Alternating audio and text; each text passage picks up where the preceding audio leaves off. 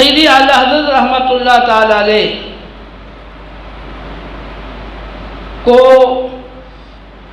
عرب و عجم کے علماء نے مجدد میعاد حاضرہ آپ کی صدی کا مجدد تسلیم کیا ہے، اور آپ کا ترجمہ کنز الایمان، آپ کا 33 جلدوں پر مشتمل فتاوی رضویہ اور رد المحتار پر آپ کا حاشیہ 5 جلدوں میں جد الممتاز اور دیگر بہت سارے آپ کے رسائل اور تصنیفات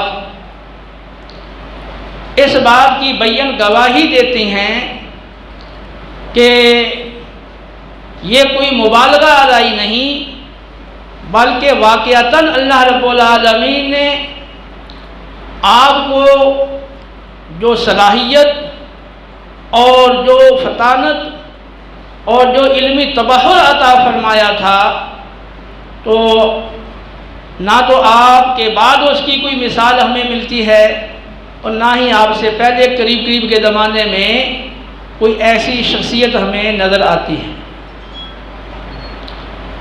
50 سے زائد علوم میں آپ نے اپنی تصنیفات بطور یادگار چھوڑی ہیں۔ آج کے درس میں نے خاص جو آیت مبارکہ پڑھی ہے اس کی مناسبت سے آپ کے حالات آپ کو بیان کرنے ہیں اور سنانے ہیں۔ سیدی اعلیٰ حضرت رحمۃ اللہ تعالی علیہ اگرچہ اپنے وقت کے بہت بڑے عالم، محدث، مفسر، فقیہ تھے، اس کے باوجود آپ بالکل ایک عام سادہ لباس پہنتے تھے۔ آپ ایک دفعہ مسجد میں لوٹے سے وضو فرما رہے تھے تو ایک شخص دور سے آیا اور اس نے آ کر آپ سے کہا کہ میں احمد رضا کو ملنے کے لیے آیا ہوں۔ تو فرمایا کہ میں ہی احمد رضا ہوں۔ اس نے کہا نہیں، میں آپ کو نہیں ملنا چاہتا، میں اعلیٰ حضرت امام احمد رضا خان ان سے ملاقات کے لیے آیا ہوں۔ تو وجہ یہ تھی کہ آپ کا لباس بالکل سادہ تھا، اور اس کے خیال میں جس طرح آپ کے علمی تبحر کا مقام اور مرتبہ تھا، تو اس کے ذہن میں آپ کے وہ کپڑے، لباس، جبہ، وہ اس طرح کا نقشہ اس کے ذہن میں تھا۔ تو اس لیے آپ علیہ رحمہ نے جب اس کو اپنا تعارف کروا بھی دیا تو اس کو یہ یقین نہیں آتا تھا کہ یہ وہی امام اہل سنت ہیں، وہی اعلیٰ حضرت ہیں جن سے میں اتنی دور دراز سے سفر کر کے ملنے آیا ہوں۔ آپ اگرچہ اپنے زمانے کے بہت بڑے پیر تھے اور آپ کے مریدین کی ایک بہت بڑی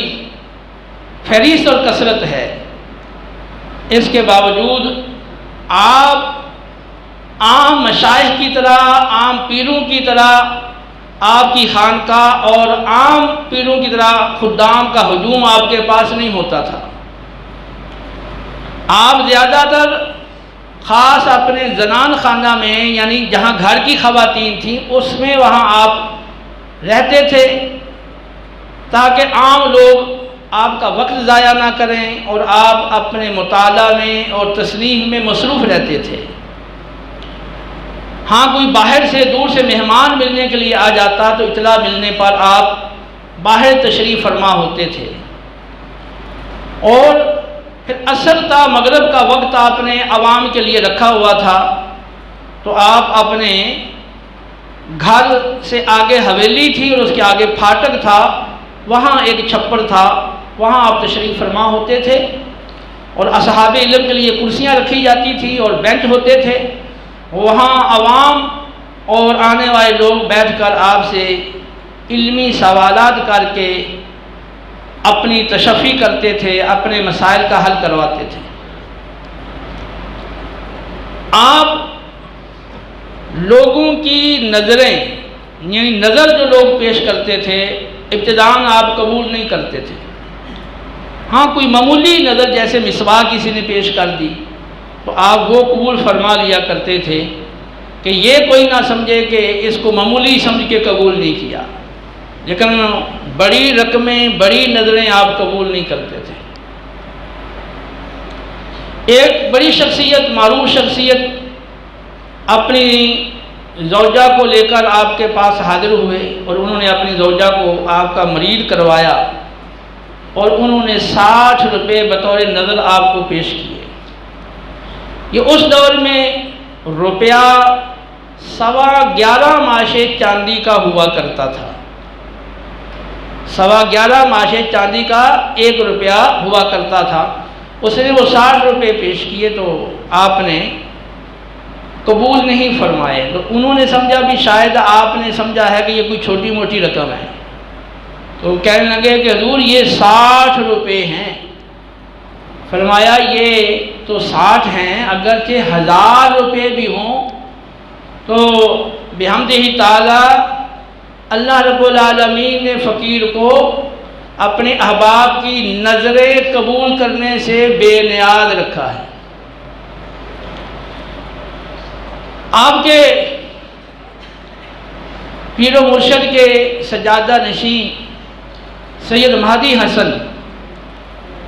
سجادہ نشین مرحلہ شریف، انہوں نے ایک بار تقریباً 200 روپے بدریہ منی آرڈر آپ کو ارسال کیے۔ آپ نے وہ وصول تو کر لیے، لیکن آپ نے پھر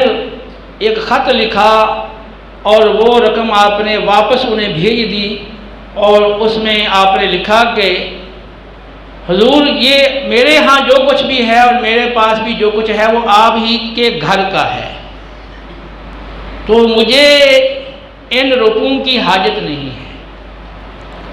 تو آپ نے وہ 200 روپے جو منی آرڈر کے ذریعے آپ کو بھیجے گئے تھے، آپ نے ان کو واپس ارسال کر دیا۔ اس طرح کے بہت سارے متعدد واقعات آپ کی حیات مبارکہ کے حالات میں لکھے ہوئے ہیں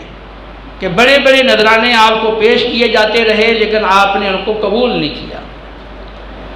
بعد میں ایک حدیث مبارکہ آپ کے نظر میں آئی جس کا تقاضا یہ تھا کہ نظر کو قبول کر لیا جائے، تو پھر آپ نے نظر کو قبول کرنا شروع کر دیا، لیکن جو رقمیں آتی تھیں آپ مستحقین میں تقسیم فرما دیا کرتے تھے۔